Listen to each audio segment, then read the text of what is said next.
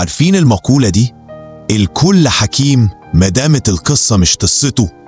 يعني الكلام مفيش أسهل منه، لأن ببساطة اللي إيده في المية مش زي اللي إيده في النار، وعمرك ما هتحس بغيرك ولا غيرك هيحس بيك. الصبر سهل قوي لو المصيبة مش مصيبتك.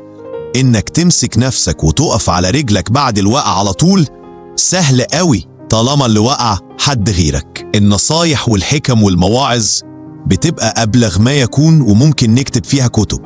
طول ما احنا بره القصة ومش في مكان الشخص اللي بيعاني، اجمد، انشف، بطل دلع، ما تستحمل شوية. أول كلام بيتقال لو الوجع ما يخصناش: انت مكبر الحكاية.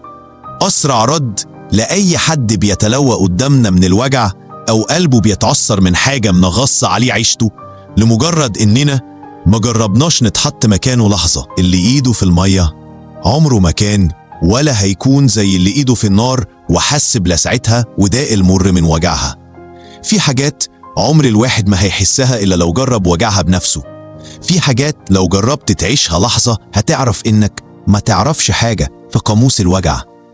فخليك في حالك وخليك إنسان سوي وما تبصش لحياة حد.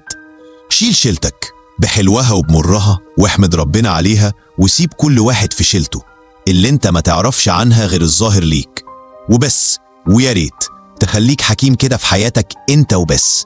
لو الكلام ده لمس قلبك تشارك الفيديو مع غيرك، يمكن توصل بيه رسالة أو تواسي بيه حد وجعه محدش حاسس بيه.